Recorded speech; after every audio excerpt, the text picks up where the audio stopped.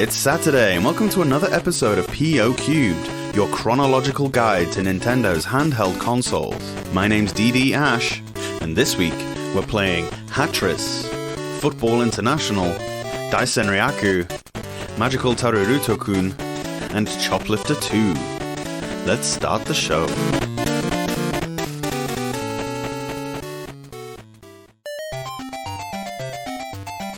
Hatris DMG-HT, developed and published by Bulletproof Software. I don't want to accuse the great Alexei Pajitnov of being a one-trick pony, but there were quite a lot of different Tetris games on the Game Boy. We had Tetris, Tetris 2, Tetris Blast, Tetris Attack, Tetris Plus, and the obligatory Tetris DX on the Game Boy Color. There was of course Wordtris as well, although this was a bandwagon jumper rather than one of Pajitnov's. One that you might not have come across is Bulletproof Software's first attempt at a sequel, Hatris. The reason you maybe missed this one is because it's remarkable only for being entirely unremarkable. The gimmick here is that instead of tetrominos falling from the top of the screen, you have a pair of hats. These come in various designs and can be swapped around within the pair, kind of like in Dr. Mario. These accumulate at the bottom of the screen. You need to stack 5 of each particular kind of hat, one on top of the other, which then vanish. They only line up vertically, horizontal lines do nothing. If you put one of the pair onto a stack, the other one separates and can be controlled on its own for the rest of the distance to the bottom. Like Tetris, the game starts slowly, and then after a certain number of hats have been removed, the level increases along with the speed. At the start, you can choose which stage to start on, and I like that each level has its own music. It's your run-of-the-mill puzzler-style soundtrack, but it's not bad. The hats are easily identifiable from each other. You start off with just 3, including a sombrero and a Stetson, which are quite small, but soon larger ones like the massive top hat thing that Abraham Lincoln sported are introduced.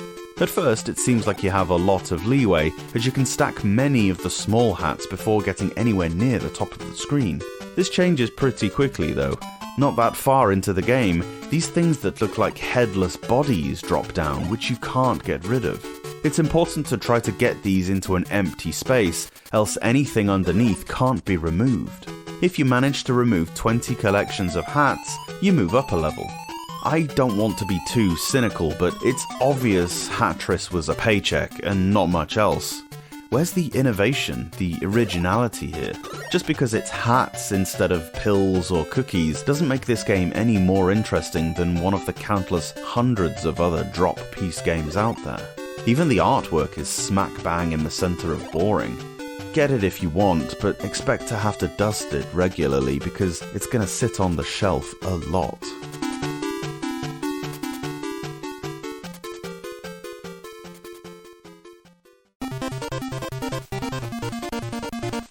Football International DMG-GS, developed by Toze and published by Tonkin House in Japan and Bandai in Europe.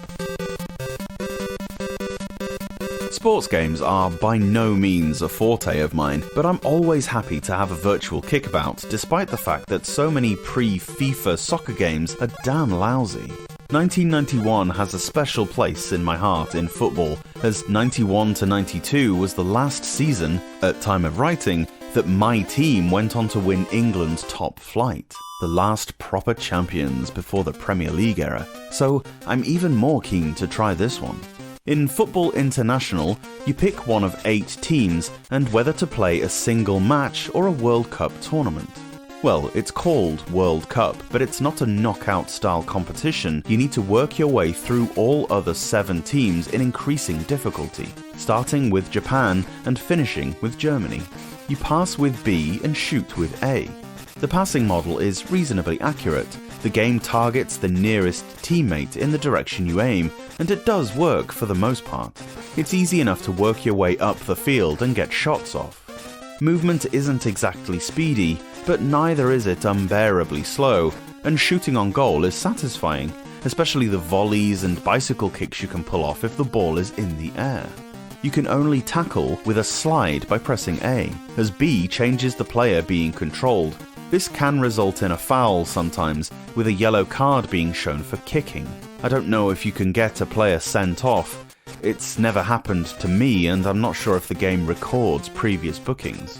Jump for headers with A, which in sensible soccer style can send your players flying across the air, face planting on the pitch. There are throw-ins, corners and free kicks in the game, a really good effort at programming a decent football game. The one place it's let down a little is with the goalkeepers. They have no animation at all and are constantly leaning to one side. They never catch the ball, only rebound it, and they don't even take their own goal kicks. It's as if the poor keepers were forgotten about altogether. They're not autonomous though, but they do stay within their own 6-yard box, which is a relief, and they're not hard to control. There is music in the game, but wonderfully, you can turn it off. The ref's whistles and the players' kicking noises aren't great, and there's no crowd cheers even when you score. A bit of a shame. The music changes when the half is drawing to a close, and seeing as how the only way to see the time remaining is to pause the game, it may be beneficial to keep the music on. It isn't too bad. The game looks alright, nothing special, but it's easy to see the player you're currently operating as he blinks. When the ball is in the air, the pitch zooms out so that the entire width is visible, which is a nice touch, but probably unnecessary. It'd be nice to have an option to disable this, as it doesn't really make the game easier. Overall, not a bad attempt at football. After such a poor pre-season, soccer games are coming into a bit better form by mid-1991. Let's hope it can continue. スー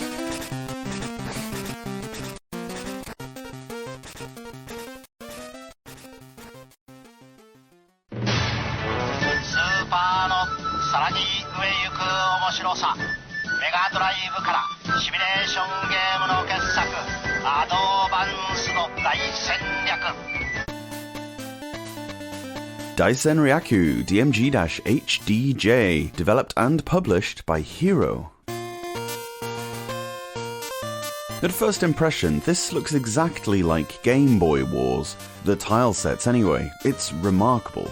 However, it's a representation of a more hardcore strategy wargame experience. There was a version of Daisenryaku on a lot of consoles at the time. The Super Nintendo and the Genesis both had one, and it even made its way to the US on the Sega Saturn as a game called Iron Storm. On the Game Boy version, you play as one of the USA, USSR, FRG, what was West Germany, or Japan. You can add how much funding each side has before the level starts, giving yourself as much of an advantage or disadvantage as you want. There are 6 scenarios to choose from with different landscapes and emphases. Some levels focus on anti-air tactics, others distance warfare. Others still feature a lot of close encounter fighting. The funding you have is important as you have to purchase all of your units. There are many to choose from your basic troops right the way through to tanks and planes. Select a building that has a W or B on it, depending on whether you're the white or black team, and get building. Obviously, if you selected your opponent to have no money initially, this may be a very one-sided affair. You can hold up to 99,999 gold, and units range from 1,000 for light infantry to 25,000 for a tornado jet fighter. Certain units need to be built at specific titles. The cities can only produce land-borne units. The airborne ones need to be made at an airport.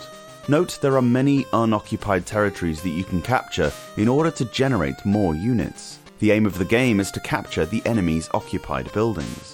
You program your moves in all at once, then hit select when you're done. The commands will then all be carried out in order, so it differs from your normal turn-based strategy game in that regard. It does work though. When you program in the moves, you don't get the available movement range like you'd expect. You can literally click anywhere on the map and the piece will just take however many moves it takes to get there, kind of like in Civilization. This is fine, although it's not always obvious when a move has taken place, so you're often just sitting there watching and waiting for your units to get where they're going. Bear in mind as well that units can die or run out of fuel when they're making their journeys. If this happens, you straight up lose the piece without them even having got to the fight, so make sure to keep them refilled by stopping off at places. It's little design choices like this that hinder Daisenryaku from ever getting to the point where it's exciting. There's almost too much to think about that it becomes a game of micromanaging each individual piece, and you lose sight of what your army as a whole is doing. Some nice ideas and, aside from the graphics, little sprinklings of original thought, but ultimately there are plenty more enjoyable strategy games that you could be playing.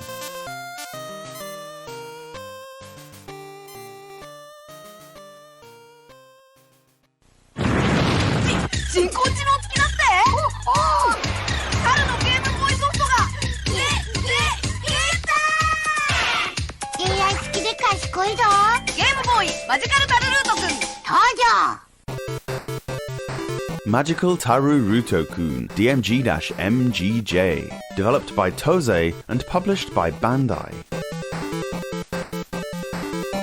In Tokyo, there lived an outcast 5th grader named Honmaru Edojo, a naughty little chap who is basically one of the more downtrodden losers of his class.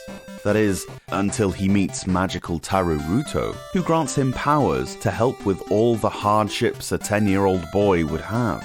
Girls, bullies, homework, and so on.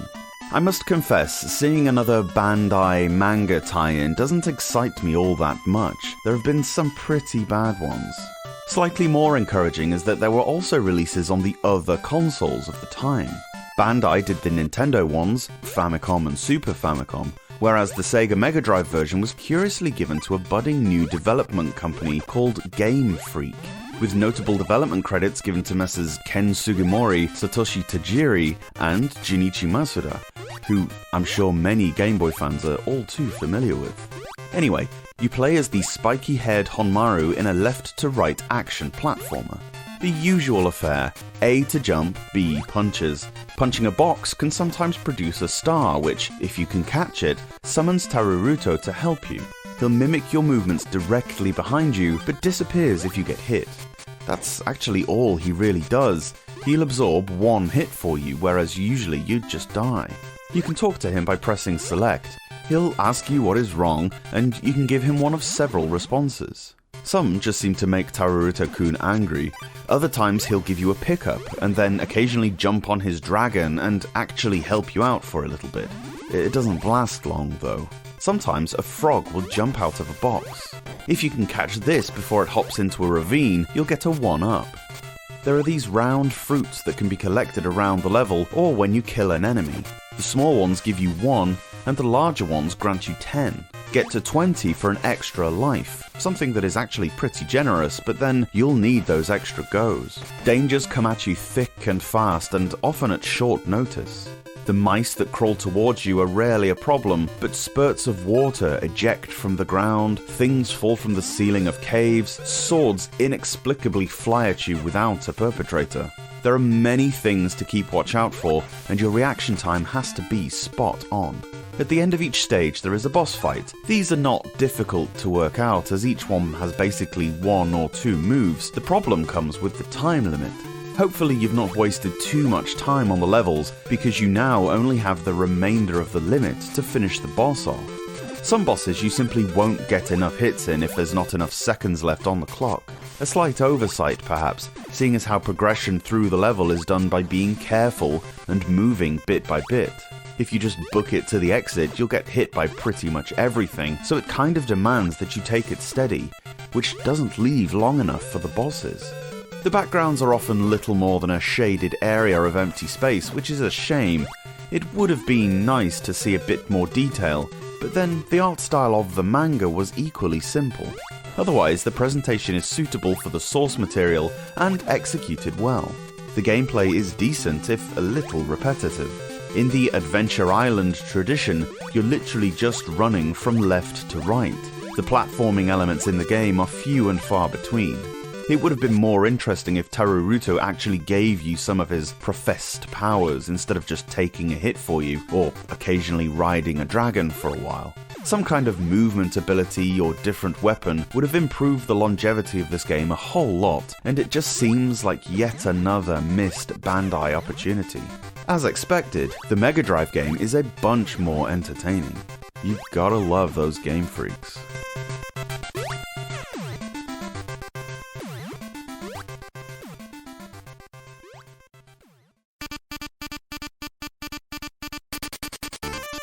Choplifter 2 DMG-V4, developed by Beam Software and published by Victor Interactive Software in Japan and JVC Musical Industries in North America and Europe. Choplifter 2 Rescue Survive. You pilot a rescue helicopter, and the aim in each mission is to rescue a certain number of hostages while destroying tanks and gunners without getting shot down or crashing into something. You need to pick them up and return them to the headquarters you took off from. The numbers on the bottom of the screen, from left to right, indicate the number of civilians you still need to rescue, the amount currently on board, and the amount you've returned to safety. Any people over the target that you rescue get you lots of points, with a huge bonus and extra life should you be able to save everyone. For what is essentially a vehicle of war, the chopper is pretty fragile. Death can occur by colliding with a flagpole or a bird, or running into a thundercloud, and can only take one bullet before combusting. Pressing A fires your primary missile, of which you have unlimited. You get a certain number of bombs that you can drop downwards with the B button, which is the safest way to destroy the tanks, as you can hover above the range of their shots while attacking. Having to descend to their level is much tougher as there's so much to crash into. Make sure you clear out the other army before descending to pick people up. They aren't killed by either side's fire, so secure the area first. You're afforded a good deal of maneuverability. If you're facing in a certain direction but then move the other way, the helicopter stays facing the original direction. This lets you nimbly back away from an aggressor while still shooting at them. You need to press the opposite directional button again to point the chopper towards you, which allows you to fire your main weapon directly beneath you, then again to turn it completely around.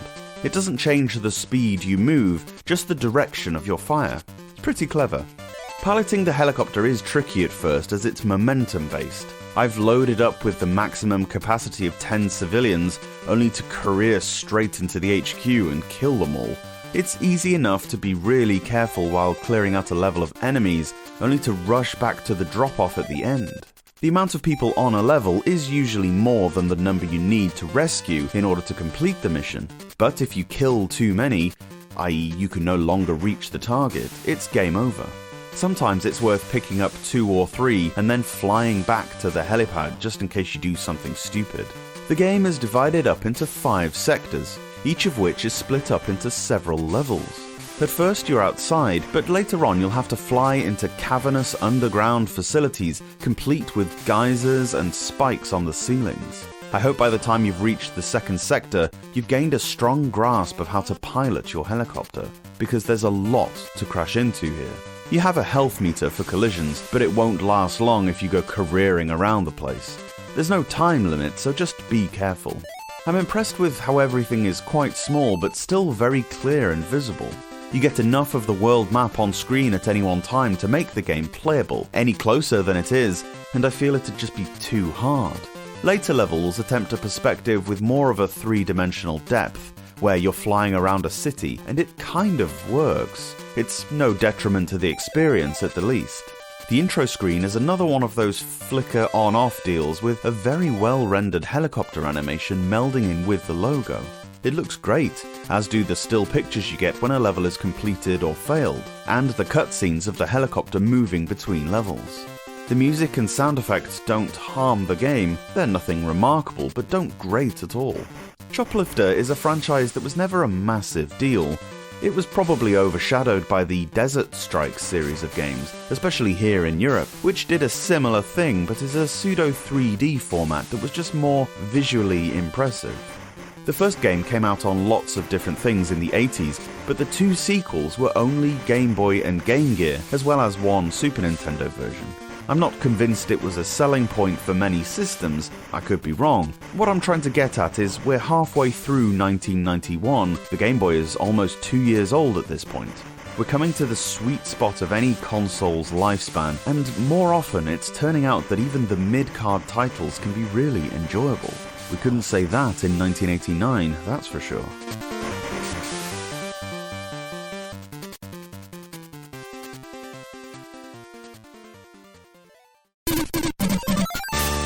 Thanks for listening to the Portable Power Podcast. If you want to support the show, the best way to do so is on Patreon at patreon.com/portablepowerpodcast. Or subscribe on the YouTubes. We have daily uploads Monday to Friday, where you can watch me suck at the games as I talk about them. You can tweet me at POCubed or on any of the other socials you might expect. Thanks again and have a great weekend.